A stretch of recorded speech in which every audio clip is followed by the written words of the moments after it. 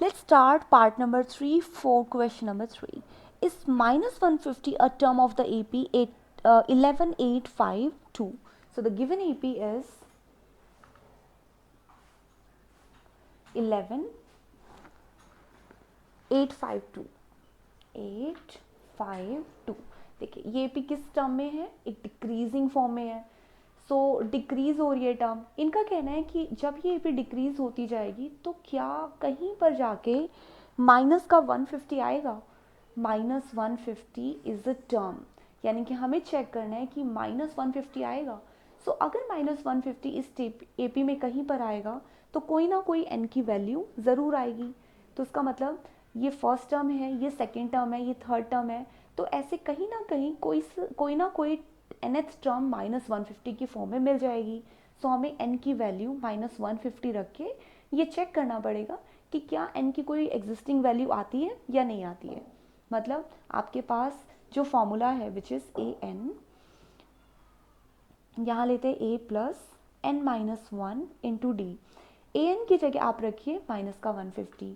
Okay.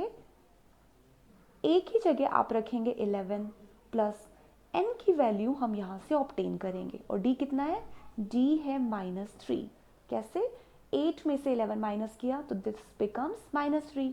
अब यहाँ से अगर एन की कोई वैल्यू आ जाती है तो हमें पता चल जाएगा कि यस, इस एपी के अंदर जो भी हमारी एनएफ टर्म आती है उस नंबर पर माइनस 150 एग्जिस्ट करता है.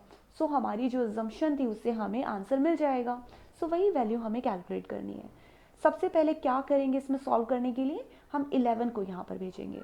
So minus 150 is already here और माइनस का 11 इक्वल के यहाँ पर आने पर बन जाएगा n minus one to be multiplied with -3. So जब हम इन्हें सब्ट्रैक्ट करेंगे ये बन जाएगा 161, वो भी नेगेटिव है ना. -161 equals n minus one into -3. अब -3 से डिवाइड करते हैं. पहले हम -3 को यहाँ भेजेंगे. माइनस का 161 divided by -3 equals n minus one. देखते हैं सिंप्लीफाई करके क्या ये होता है. सो ये तो नहीं हो रहा है ना. माइनस से माइनस अगर हम डिवाइड कर भी देंगे तो भी ये वैल्यूज़ पूरी सॉल्व नहीं हो पाएगी. सो अब अगर मुझे n की वैल्यू कैलकुलेट करनी है सो मैं 161/3 -1 को यहाँ भेज के ट्राई करती हूँ कि क्या कुछ पॉसिबल वैल्यू हम ऑब्टेन कर पा रहे हैं. तो ये हो जाएगा 161 plus 3 divided by 3 becomes n. सो यहाँ से हमें पता चलता है कि ये हो गया है 164 डिवाइडेड बाय 3 इक्वल्स n. और यहाँ से भी n की कोई भी वैल्यू एक नेचुरल नंबर की फॉर्म में नहीं आ रही है. देखिए जो आंसर सॉल्व होगा 3 5 15 और 3 4 12, अभी भी हमारे पास कुछ ना कुछ वैल्यू बचेगी है ना. 2 बचेगा 0. तो समवेयर कुछ इतनी वैल्यू आती है. इसका मतलब एक n की वैल्यू नेचुरल नंबर की फॉर्म में नहीं आई.